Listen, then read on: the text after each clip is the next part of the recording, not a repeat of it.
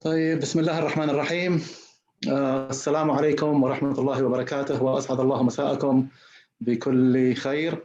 أنا اسمي عبد الله حميد الدين، باحث أول في مركز الملك فيصل للبحوث والدراسات الإسلامية، ويسعدني أن أرحب بكم أسعد ترحيب لمحاضرة الليلة القيمة. اسمحوا لي بداية توجيه ترحيب خاص لمحاضرنا البروفيسور بول سوليفان، وهو باحث أول مع مركز الملك فيصل ومتخصص وخبير عالمي في قضايا الطاقة بأبعادها المتنوعة. نقدر ونشكر حضوره ونتطلع إلى ما سيتم طرحه اليوم وإلى النقاش والتفاعل معكم. أرحب أيضا بمدير الجلسة الأستاذ تميم العثيمين، وهو باحث بمركز الإدارة المحلية، انتهى من دراسته بكلية لندن للاقتصاد بتخصص السياسات البيئية، وهو أيضا باحث وزميل سابق في مركز الملك فيصل. قبل تحويل المايك إلى الأستاذ تميم، كلمة سريعة عن المركز وسلسلة المحاضرات هذه. منذ نشأة المركز في عام 1983 وهو يجتهد في مواصلة رسالة الملك فيصل رحمه الله بالتبادل المعرفي بين المملكة وبقية العالم. والمركز لا ينتج الأبحاث فقط، وإنما يوفر منصة معرفية تجمع بين الباحثين والمؤسسات الأكاديمية والمثقفين والمفكرين وصناع السياسات لتبادل المعارف في مختلف المجالات الفلسفية والتاريخية والاجتماعية والاقتصادية والسياسية، بهدف إثراء المشهدين العلمي والثقافي محليا وعالميا. وإضافة إلى برامج المركز المختلفة، تأتي سلسلة المحاضرات هذه التي يعني تعد منصة تجمع بين الباحثين وبينكم لمناقشة قضايا متنوعة تهمنا جميعا. لماذا يعني محاضرة اليوم تحديدا؟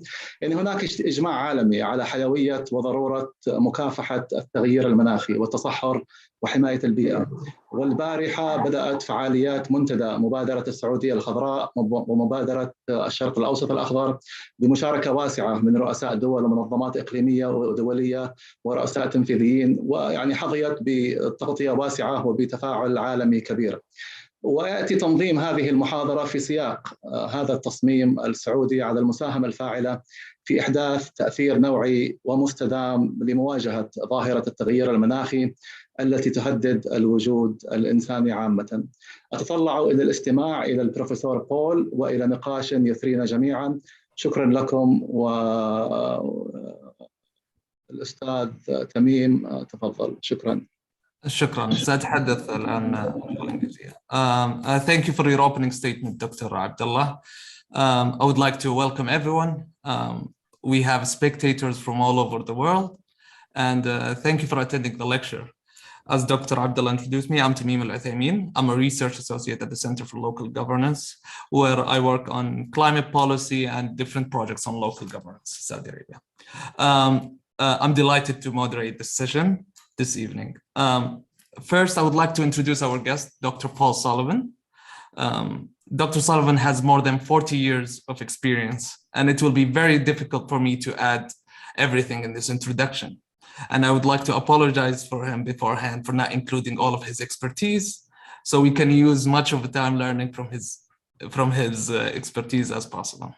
So Dr. Sullivan is an internationally recognized expert, advisor, and public intellectual, most well known for extensive expertise on energy, environmental, water, economic, and human security, as well politics on the Middle East and North Africa.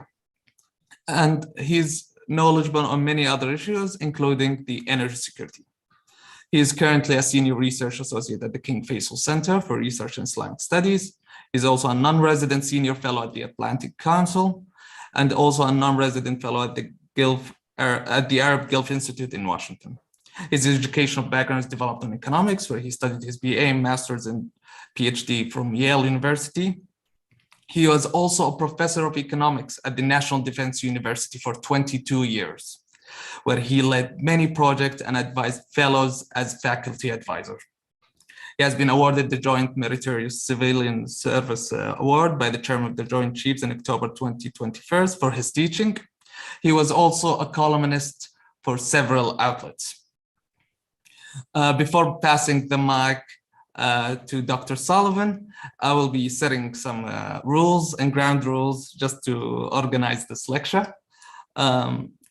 So Dr. Sullivan will be giving a talk for the next 30 minutes, and I will be notifying him 2 minutes before he finishes in order to take questions and have a discussion. Please notify that you can send your questions, and feel free to leave your notes at the question and answer bar bottom. And please, when asking a question, do introduce yourself, your job title, and the country you're residing. It will be very helpful to keep the question short and direct for the sake of time. And I will try my best to pass by all the questions that will be delivered. Without further ado, let's hear from Dr. Sullivan.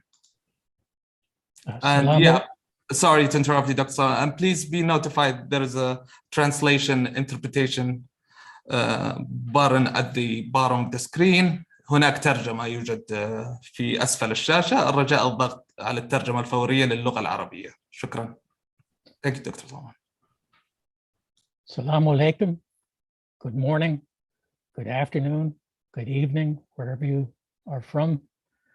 I'm talking about the impact of the energy, water, food nexus, climate change, the circular carbon economy, two different things, VUCA, strategic thinking, and they're part of the future of Saudi Arabia.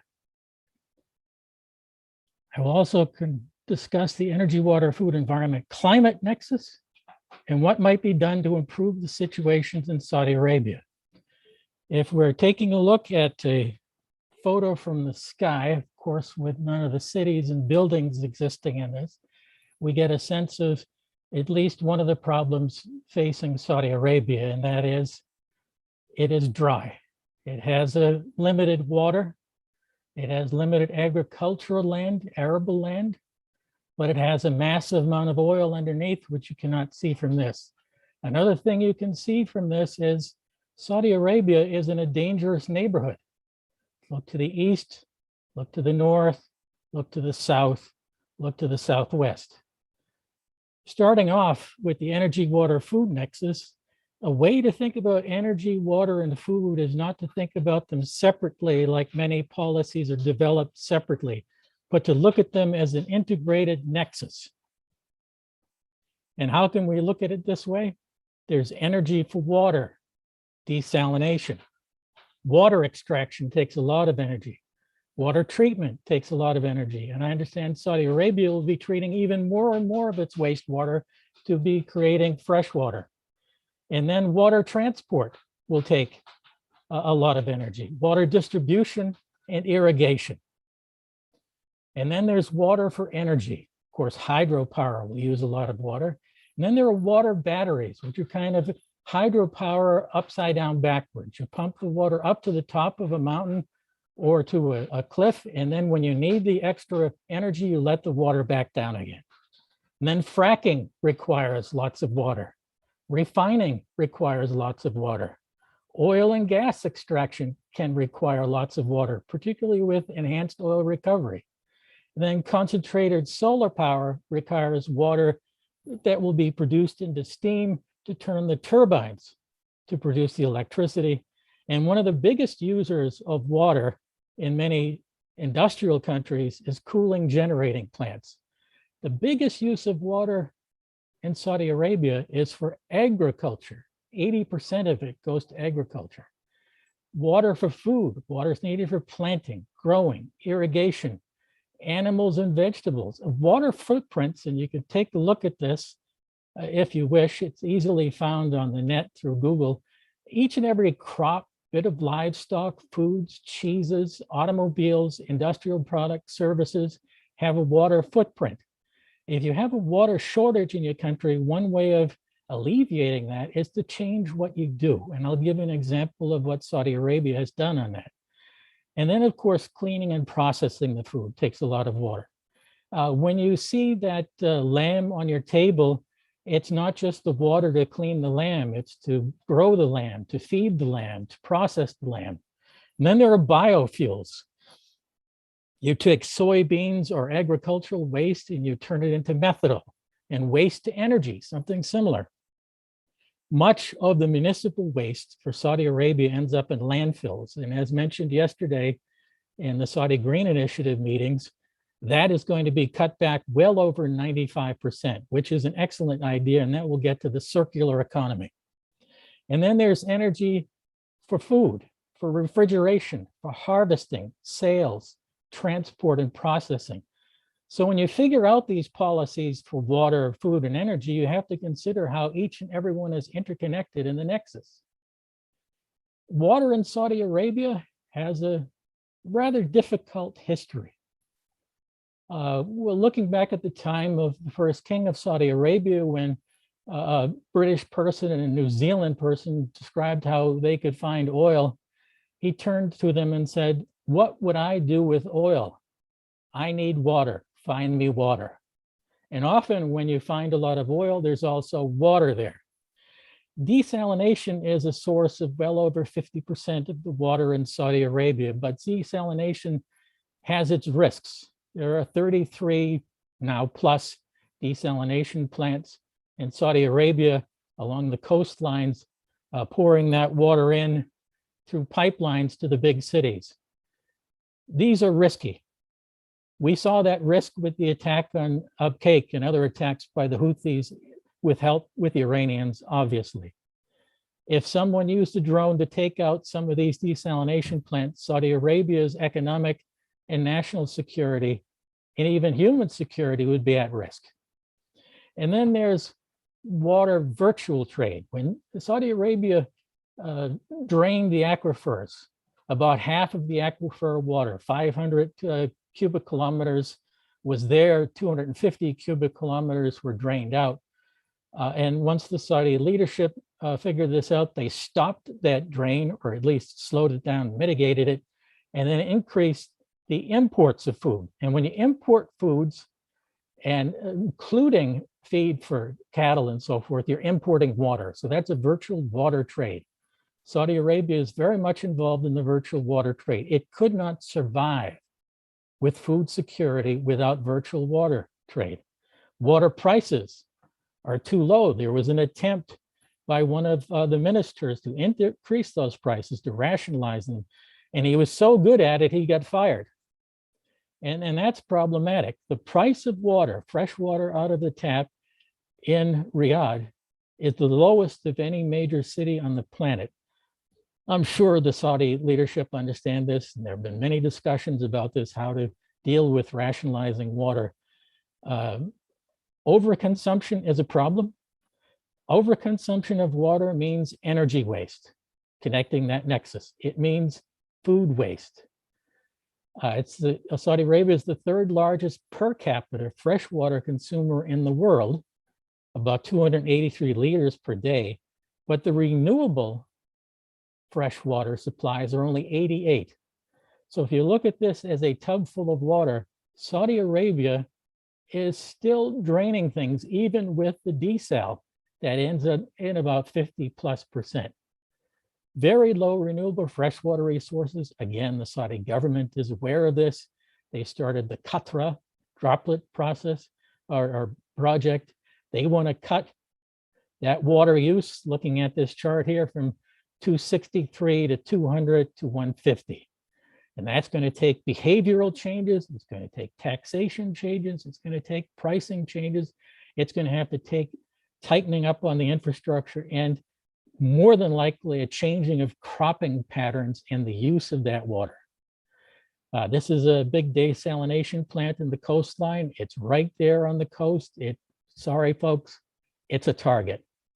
And when you rely so much on desal, everything is nice if the desalination plant is safe. But it will take only about 4 minutes for a missile from Iran in certain places to land on this facility. That is something to think about. For food, Saudi Arabia imports 80% of its food by ship, through choke points, through difficult sea lanes. Jizan, Tehran, the Islamic port. Overall food security is good in Saudi Arabia because it has the money to pay for it and can import the food and has farms overseas. But the subsidies and the pricing, the way they're set up now, and I'm sure the Saudi Green Initiative and the ministries involved with this are thinking about this, These will have to change, and this will entail behavior change and some agreement with the public to go forward with that. And this, of course, when you have a lot of imports, there's virtual water trade. Now, looking at the nexus, when you have food waste, you have energy waste, you have water waste. And in Saudi Arabia, the most recent numbers I could find, 1/3 of the food is wasted or lost. Now, just to put things in perspective, the average American eats about 3,700 calories per day, which may explain why some of us are a little chubbier than we should be. The average Saudi is 3,100, and it has grown dramatically since the time of King Saud. Food security is not a worry in the back of many Saudi minds because of the policies that have happened in the past. But the question is this sustainable? And this is an example on the coastline of stored food. Now, stored water and stored food and stored energy are not the same as the flows. Stocks are different from flows. You need those flows to make sure there's security. The storage is backup. Now, for energy, Saudi Arabia is in pretty good shape. A lot of oil and a lot of gas, but the focus is mostly on oil exports. Gas is turning more and more to the production of electricity. There is an energy transition happening in Saudi Arabia today, most particularly in electricity. There are bigger energy transitions coming. Solar is starting. There's a solar desal plant. Wind is coming. The development of energy storage, and hydrogen is being developed. Saudi Arabia is pretty much ahead of the game beyond many other countries. Hydrogen is an energy storage unit, not necessarily a source of energy. Source of energy could be used for fuel cells. Hydrogen can be burned for energy, but it's mostly something that can transport the energy in the form of hydrogen molecules that then can be converted later on. Saudi Arabia could be a major exporter of hydrogen and ammonia.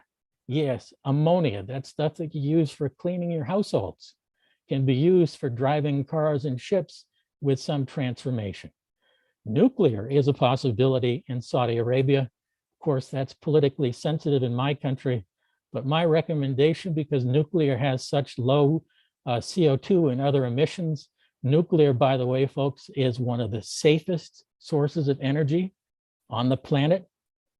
Solar and wind are the only ones that are safer than that. Coal, oil, and gas, far more dangerous, far more health damaging. And then Saudi Arabia, geothermal. There is a lot of potential geothermal in Saudi Arabia if you take a look at the map to the left. The Harats in the west and the southwest, these are essentially old volcanoes and hot rock areas from ancient times. And there's a lot of demand for electricity in that part of Saudi Arabia. Geothermal hasn't even begun yet, except for one tiny plant. Saudi Arabia could develop, and the government is talking about 1 gigawatt of electricity. It would be mostly centered in this region. But the potential for Saudi Arabia could be many times that, could be many, many times that. Another source of geothermal, where you don't need the hot rocks, that could be used anywhere in Saudi Arabia, not just in the hot rock areas, is a shallow geothermal. If you dig down 10 to 40 feet underground, anywhere in the world, you get to about 12 degrees C. If you have these pipes in there, you can bring the cool air up during the hot times of the year, and I'll just focus on that for Saudi Arabia.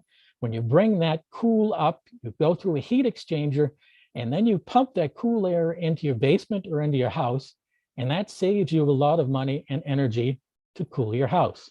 The same thing for heating the house. If you bring up the heat during very cold days, let's say it's colder than 12 degrees C, you'll bring that warmth into your house or your basement, pump that in, and that reduces your need to use other forms of heating and cooling. It's really quite fascinating. Now, every country has a lot of rejected energy, lost energy, thrown away energy because of the technologies, because of the behavior, because of business reasons. This is for the United States, but I can absolutely guarantee you there's a similar chart for Saudi Arabia, and I look for hours trying to find it. If someone knows where to find it, please send it to me. In the United States, quadrillions of fuel go into transportation, industrial uses, commercial uses, and residential. Of all of those quadrillions, close to 100 quadrillion BTUs of energy, 62.3 is thrown away, it's rejected, goes in the atmosphere as heat. Cogeneration could capture that heat, could use that rejected energy to produce more electricity, could use that energy to heat the greenhouses, to heat swimming pools, for district heating and cooling. Across the world, energy waste is gigantic. And the United States is one of the biggest energy wasters in the world. And when people in the United States complain about energy security and point toward OPEC, first of all, most of our oil comes from Canada and Mexico, not OPEC. But the biggest problem with energy security in our country is when we look in the mirror and look at how we use our energy. Energy waste means water waste, connecting all the water that is used in producing that refined product and producing that electricity. And pricing is part of the problem here. There's overconsumption of electricity, overconsumption of petrol, overconsumption of diesel. Saudi Arabia has been working on all of these recently. As we move into the future with the energy transition, we will also need to have further changes in those relative prices. 70% of all household use in Saudi Arabia is electricity for air conditioning. Those tariffs have been changed over the 80s and 90s, and demand has gone down. Overall demand for energy in Saudi Arabia plateaued a few years ago. That's a good thing for sustainability. That's a good thing for the Nexus. There have been extremely interesting tariff changes over the years, but that doesn't get to the real complexity of the issue. And that involves developing a circular economy. And I have biomimicry up in the top left-hand corner. What we need to do is to mimic nature. And the way they use what we would call waste as food and energy or water for the next generation of nature. Watch what happens to leaves when they rot on the ground. What do they become? They become fertilizer and further soil for trees and plants. We've been using so much chemical fertilizer that we have not been focusing enough on the natural fertilizers that we could use. And when we're looking at the industrial side of things, we have mostly a linear economy. We produce things like cell phones and telephones and houses. And once we're used to use those things, the cell phones, the telephones, the automobiles, and the houses, what do? We throw them away.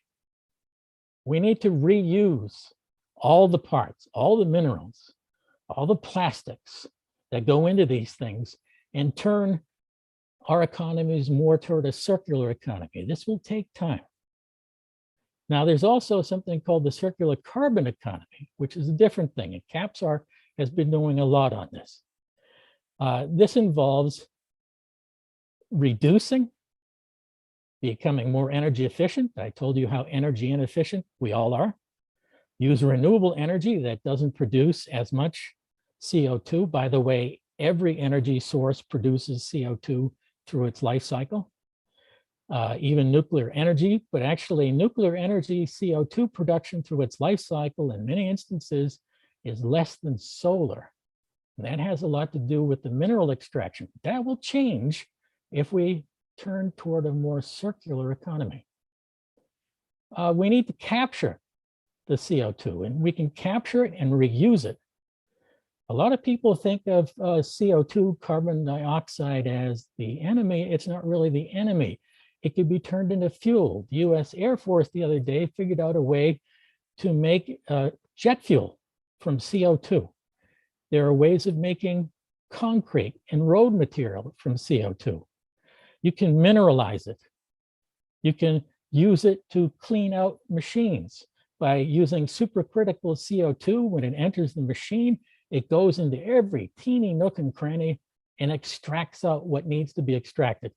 By the way, not to get too much into this, but supercritical CO2, like supercritical anything else, is when you have carbon dioxide both as a liquid and a gas at the same time.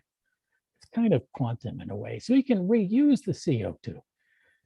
You capture it, you store it, you reuse it, you recycle it into plastics. Any carbon molecule can be turned into any other carbon molecule. And a really interesting example of this is the lowly peanut with heat and temperature can be turned into diamonds. Carbon dioxide can be turned into fuel. Carbon can be fuels. Carbon can be turned into other materials. And of course, there are nature-based solutions. Again, this is a CAPSARC chart where you can pump the CO2 into the soil and replace the lost CO2 in the soil because of inappropriate agricultural methods. Regenerate the soil. The soil in modern farming has been destroyed. It has been destroyed, and a lot of the CO2 has been released to the atmosphere. Farming methods are part of the problem there. And this is maybe a little bit simpler thing, putting it all together.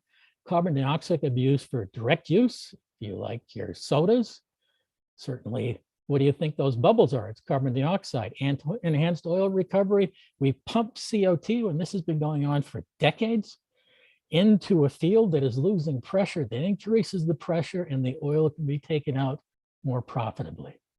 All kinds of chemical and biological transformations towards synthetic fuels, polymers, plastics. Plastics can be reused and recycled also. And that's a big problem in the world right now, as many of you know.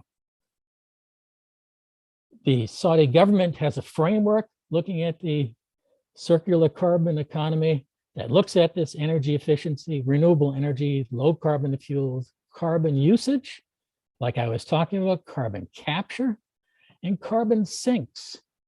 When Saudi Arabia starts planting those billions of trees and repairing the mangroves, it's going to change things. There'll be more carbon sinks. The desert is not a particularly good carbon sink. And I added geothermal to this chart from CAPSARC because I think geothermal has great hope in Saudi Arabia. I'm writing a paper for the Arab Gulf states in Washington about that. Now, another part of this is VUCA, which I mentioned in the beginning: volatility, uncertainty, complexity, and ambiguity. All leaders have to think about this. Certainly, one thing we can think about immediately about VUCA is cyber and physical threats, and also Saudi Arabia is in a dangerous neighborhood. That nexus has to be considered in the light of VUCA in the dangerous neighborhood. And then there are climate and weather changes, which many people in Saudi Arabia are already noticing. People in the world are already noticing. Sea level rise will affect Saudi Arabia. It will also, these climate and weather changes affect the ability of Saudi Arabia to have the sort of tourism industry that it is hoping for. Red Sea corals have a special thing about them where they can survive heat changes, but what's the limit? That's a big question. What's the limit?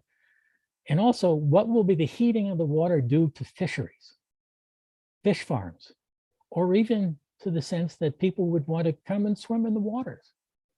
I remember over the years going to Egypt many, many times. The water was always warm in the summer, but sometimes it's like hot bath water. Now, getting back to VUCA, this is from the attack on Uptake. Look at the perfection of their targeting. If any of you do target practicing on the weekend with your rifles or your pistols, it takes a lot of practice to hit those sphericals at Uptake that well. This was no one-off. This was no thing that they didn't plan. This, if you really want to think about it, is like a case in first-degree murder. It was already considered, already developed. So if you're going to be thinking about these things, I may recommend, again, I hope I'm not coming across as being preachy or lecturing to you, even though this is a lecture. I don't have all the answers. Nobody does. There's a lot of uncertainty and volatility and complexity and ambiguity in the future. There are a lot of complexities to the Nexus. The circular carbon economy and the circular economy, the changes that will be needed to this are just so complicated. It has to go step by step. It has to be done in a very systematic manner. Another concern for Saudi Arabia, because of its export of oil mostly, is a carbon border adjustment mechanisms, whereby countries like those in the EU will tax imports from countries that don't have carbon taxes or exporting things that have a high carbon content. Now, one of the reasons why Saudi Arabia is looking at the circular carbon economy to bury and reuse its carbon is to reduce these taxes that they might get hit with. So this thing is all set up in like a 5-dimensional chessboard. A lot of changes will be happening. It's going to take great leadership and great thinking, strategic thinking to get this right. This is a Sankey diagram from the IEA, looking at what Saudi Arabia's energy flows look like. This big thing right here is oil. Of course, we all know the major energy source in Saudi Arabia is oil. A lot of that is exported. We're thinking about these carbon border adjustment mechanisms. This is the thing to worry about, and this is the thing to worry about, the export of refined products, which Saudi Arabia does a lot of. Natural gas is increasing, but it's so much smaller than oil, that has to be a consideration. Now, I think I pretty much met my limit here. Is that right, Tamim? Or do I have more time to go?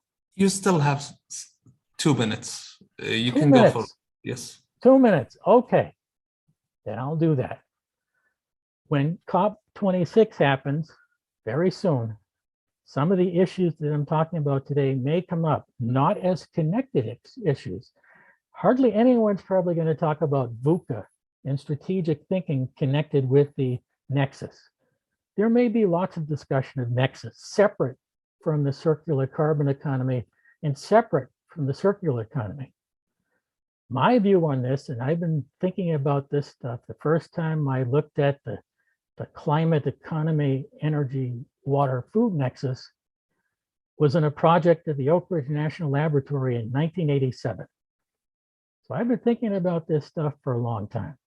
And I taught about strategic thinking at the National Defense University and about VUCA, not only to military officers, but also as part of my industrial analysis course at the NDU. And I talked about this at Georgetown, and I talked about it at Johns Hopkins. I will talk about it at Yale in the spring.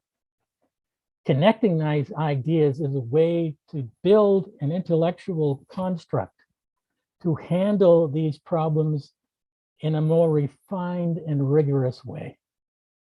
And at that, I think I will end my presentation and look forward to some really interesting questions. Thank you very much. Thank you, Dr. Paul. It's been a really informative lecture, a lot of concepts to grasp. Before giving the audience the question platform, I would like to ask my own question, if you allow me. Sure. So you've discussed the Nexus, and you put the theoretical construct of this presentation on the Nexus. So, and you've connected it with the VUCA element, which is the volatility, uncertainty, issues that arise within all these complexity and ambiguity. Yes. I was wondering, how do you prioritize these different competing priorities, as you've mentioned, the energy, water, in the decision-making process, at least as for analysis-wise? I'm sure you've mentioned also that it's very difficult, but for sure these are competing priorities are on hand right now. So how do you disaggregate those competing priorities, I would say? Well, first of all, you aggregate and you collect the data. An important part of using a framework like this is to have sufficient data. And Saudi data collection is much superior to what it had been in the past, and it's improving day by day. But I guess the way you use this depends on what the question you're looking at is. It depends on what ministry you're working at, what countries you're working on, how they can help you with these issues. For example, if you're looking at the food part of the energy, water, food nexus, and you're talking with the Sudanese, but you really don't want to talk too much about what your policy is going to be, you're going to have to figure out what kind of food Sudan will be able to allow you to grow and ship to your country, how much water will be available. There's a problem with water in some of the countries of North Africa these days, have you heard, including the Nile crisis. And of course, it is something that people have to get trained up on. You have to understand, first of all, what the nexus is. And I tried to explain what the nexus is to my own congressmen and military leaders and others. And at the end of the talk, what I usually get from some of them, and these are very intelligent people, is that's really interesting, but it's really complicated. How do we explain that to the people? But the issue is education is required. You really should start educating the kids in every country about the nexus, not about this is a water and in this apple there's water. That's not enough. Energy went into making that water. I remember being in a Gulf country many years ago, and I bought an apple from a store, and my daughter was 3 years old. And I showed the apple to her and I said, wow, this looks like a great apple. And all she wanted to do was eat the apple. But I looked at it and said, this is from New Zealand. Of course, 3 years old, she didn't know where New Zealand was. I said, well, Nora, this is imported from a country a way long way that has a lot more water than this country, which you've noticed is mostly desert. She said, wow, Daddy, could I have the apple now? This is the way a lot of people think about imported foods. They want to think about the food itself, not where it came from, not how it's grown in their own country, all the energy and water that went into producing that. And if you want to bring this to the global level, Saudi Arabia is getting cattle feed and livestock feed from areas that are water short in India and Arizona. There will be political issues from this. The energy, water, food nexus is a big thing to the people in Arizona. And my sense is the last thing the Saudis need right now is another political issue in the United States. We need to simplify that, smooth things, and make the relations better. With regard to the VUCA, we live that every day. And if the people listening in, think about your lives. Is your life without volatility? Is it without uncertainty? Is it without complexity or ambiguity? Everyone faces this stuff, but leaders face it on a bigger scale. And they have to think about it in a bigger scale. For example, the volatility of the weather. While I was thinking about giving this talk, every once in a while we have big storms that come through the area that I live in. And there was something called the derecho that knocked out electricity for me for 2 weeks a few years ago. Was there volatility expected for this lecture? No, but if I were looking at the map and I saw thunderstorms coming, I would have to adjust accordingly, maybe plug my cell phone into the computer to make sure I have a backup for the internet. There's all kinds of volatility and security in the streets, volatility and uncertainty created by COVID. Look at what COVID did to the price of oil. Nobody really knew what was going to happen back in 2019. Some people knew early 2020. The oil industry picked up on it a few months after that, and there was actually a negative price for oil. Who could have figured that one out 2 years previous? When fracking was just beginning, getting into the energy thing, and I'm mostly an energy person, when fracking started, everyone in the United States was worried about importing more and more oil and becoming less energy secure. And then we became a massive oil and gas exporter because of technology change. All of our lives have VUCA. All of our lives require strategic thinking.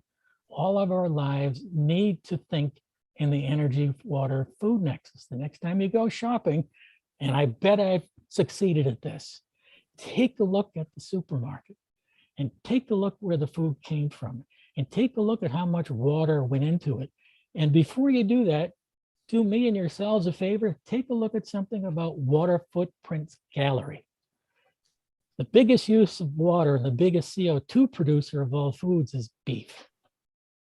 Then you have lamb and sheep and pork. That's not a problem in your part of the world. I don't like it anyway. I don't eat it. But meats are very water using, very CO2 producing.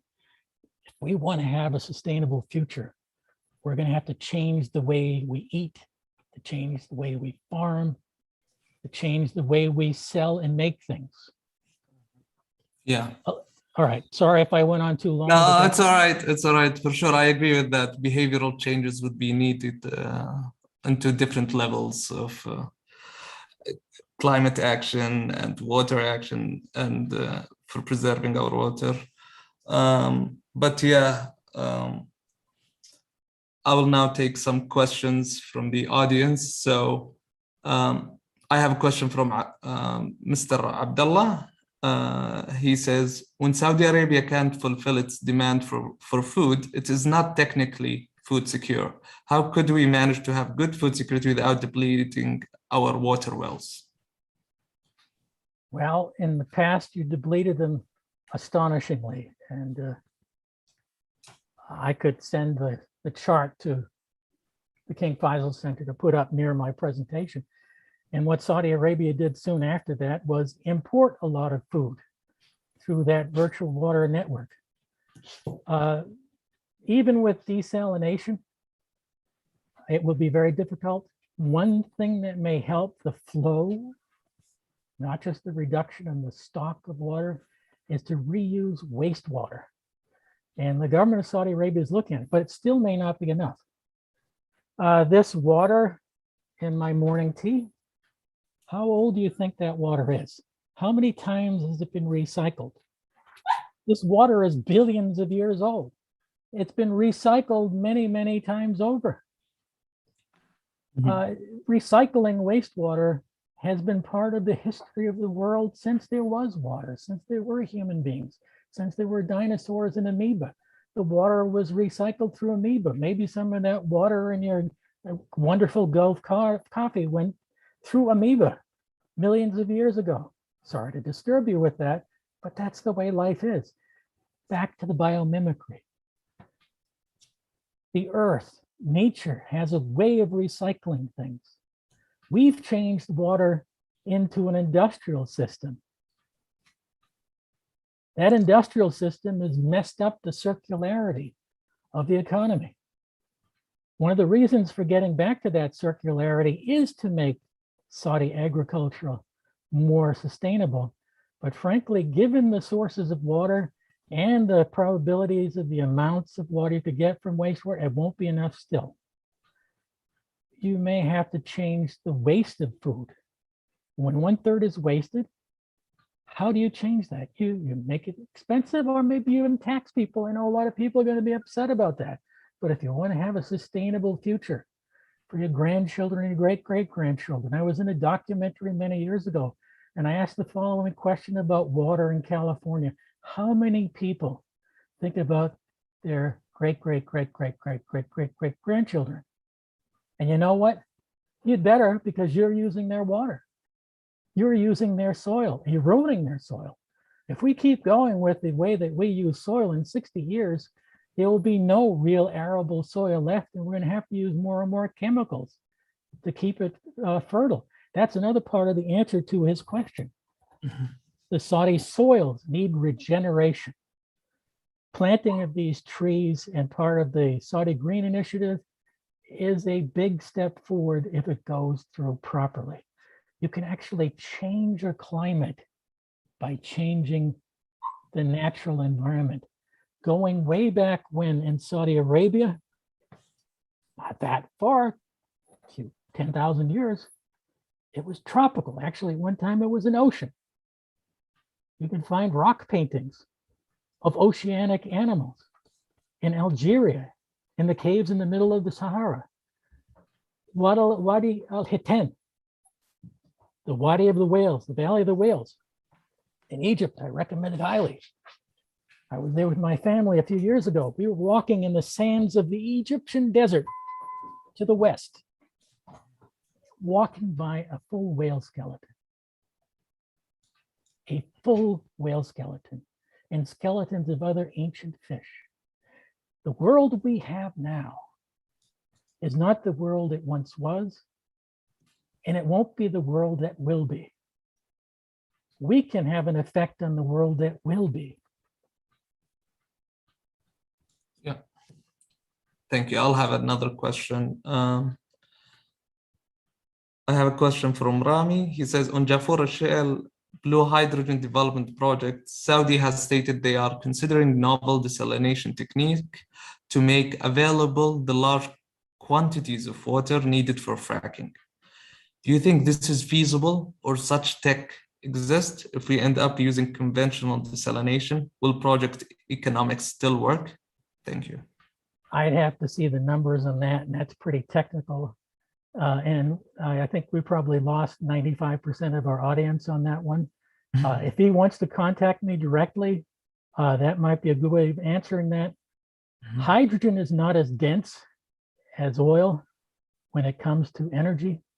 It can be used for desalination, but I'm not so sure that's the most efficient use for it. When you have all those geothermal fields in the west and the southwest, and you have so much solar radiation and wind in the valleys, it would make more sense, to me anyway, technically, economically, and feasibility to use those sources for desal. Yes, you can desalinate with geothermal.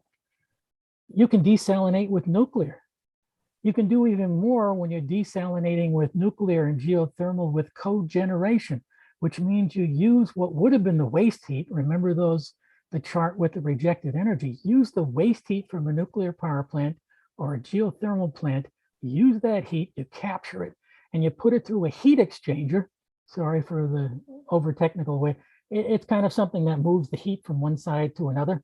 It takes the heat from the nuclear plant or the geothermal plant and puts it into a pipe. And that pipe brings the heat to desalinate the water. Otherwise, that heat in the geothermal plant and that heat in the nuclear plant goes up into the air. Most of nuclear generation is lost as rejected heat into the atmosphere in many nuclear plants, including SMRs, by the way. And you can turn all that around, add oil plants, natural gas plants. If any of you have a chance to walk inside of a natural gas generating plant, feel the temperature change. You can actually see the metal in the plant move as the amount of generation increases. We can use that heat for other things. The Japanese do this, the Dutch do this, the French do this, the Saudis are doing it in a small amount. We barely use it because our energy is so cheap, but we have to think about the great-great-great-great-great-great-grandson and granddaughter and great-great-great-great-granddaughter. We're talking about people. Why are we even talking about this stuff? Because it's about people. It's about your people in Saudi Arabia. It's about your people in the other countries listening in. It's about my people in the United States.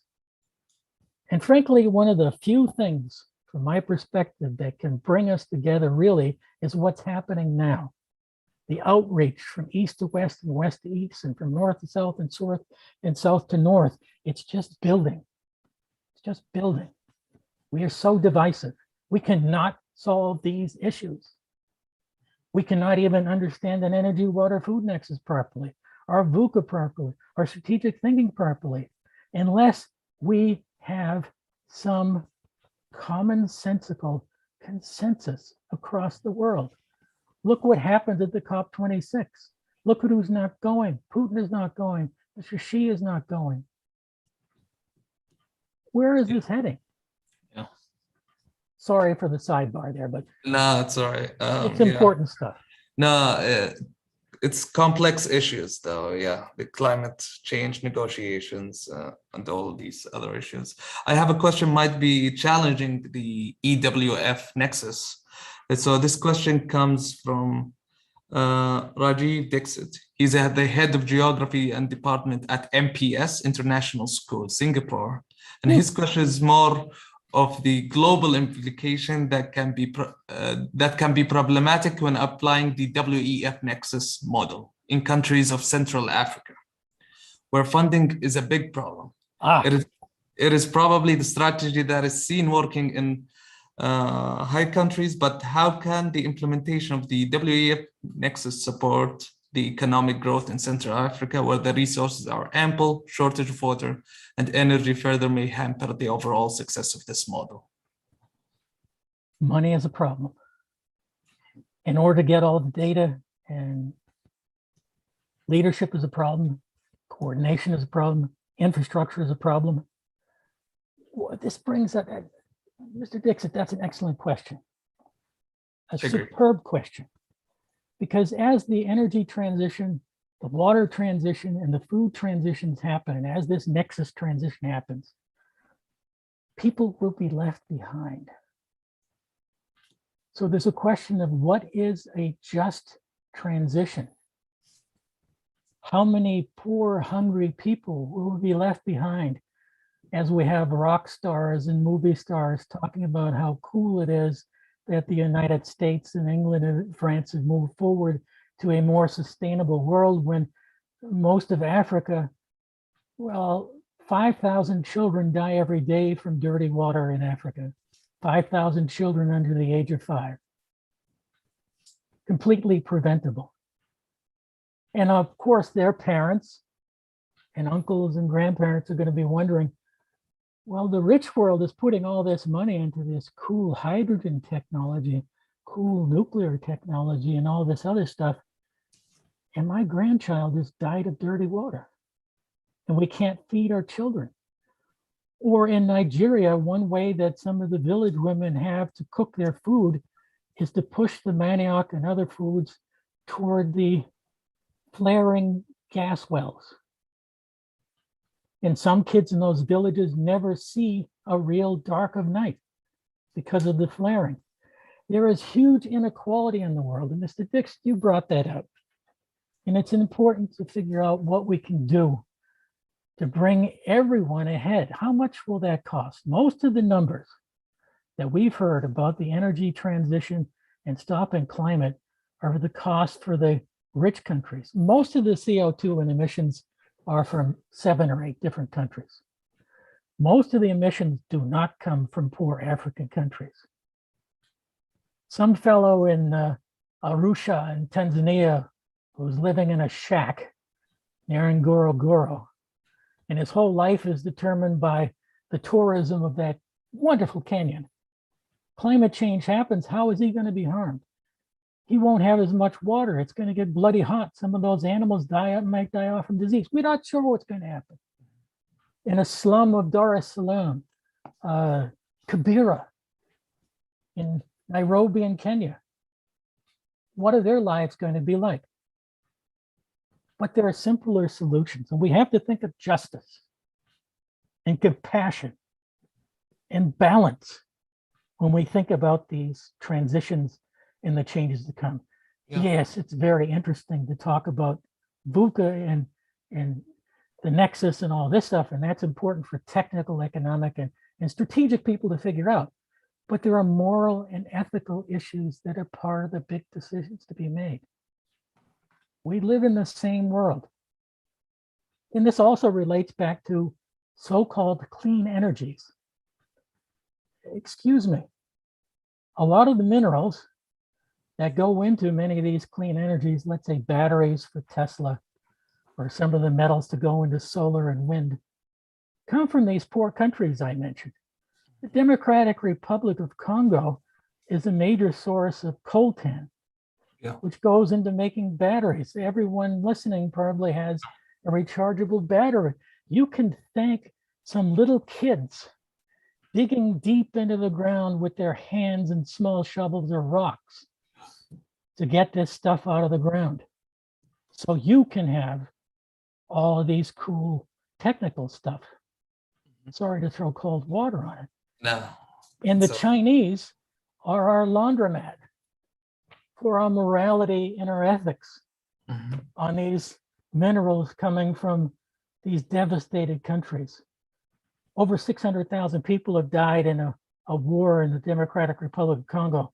Much of that conflict has been generated and fed by mineral wealth and a battle for that mineral wealth.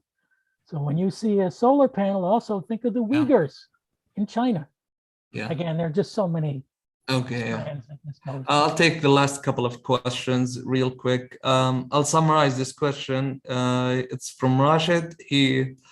His question is: demands on limited resources continue to rise globally on water, energy, and food. Soil is also limited. As a result of human demands for food, feed, and fuel supply, what is your thought on how we approach population growth worldwide? So basically, population growth with limited resources. How do you assess that situation? Well, Interesting to hear your answer. yeah, it would be also interesting to see how I figure that out through the moral labyrinth that is involved with this. It is very difficult to impose population controls on a culture that reveres children and having a big family. But Bangladesh has succeeded in reducing its population growth rate. Saudi Arabia has succeeded in reducing its population growth rate. And if I'm wrong with the exact paraphrasing of this, in Islam, if you want to have more children than you can really take care of, is that right? Or should you focus on the children you can take care of? I know that's a delicate comment.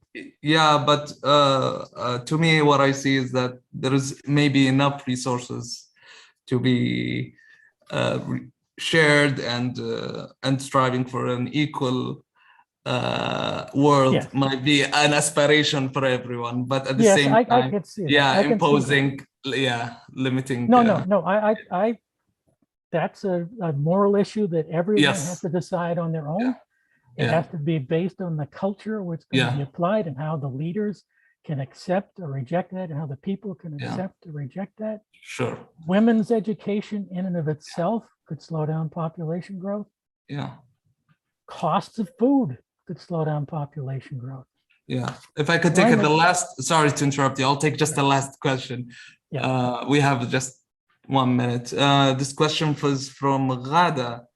She says if you can elaborate more on the concept of virtual water trade and its implications in Saudi Arabia. Real quick, we are at the last minute. Thank you. Okay. Well, Ghada, the next time you go to the store or someone else goes to the store for you, take a look at what you purchased and where it came from. If it's an apple from New Zealand or grapes from Chile or beef from New Zealand, Australia, wheat from Canada, sugar from Sudan or from Egypt. You take a look at, first of all, I would recommend you take a look at the water footprint gallery and see how much water went into making a kilogram of that stuff. And also, where did it come from? Most of the foods in the markets of Saudi Arabia are imported. And what you're importing when you import those foods is water from another country. That beef cattle was grown in Australia, for example. The water to grow them, to slaughter them, to package them and so forth came from there. The water to feed them and all that on the trip to Saudi Arabia on a boat was, from somewhere else. That's the complexity of it, and that's the simplicity of it. And I think every kid should know about this. Someone said we want your email, Professor Paul. We'll try to contact Mr. Paul and we will arrange with the colleagues at KF Chris. So I would like to finish and end the conversation with Professor Paul. It's been a really great, informative lecture, understanding these concepts and how we can apply them in a Saudi Arabian context. Please be engaged with the lectures that the King Faisal Centers provides. I would like to thank everyone, the colleagues at King Faisal Center, especially Khulud and Dr. Abdullah and everyone there. Thank you again for your question. we'll see you in the other lectures. Thank you very much for listening. Yep.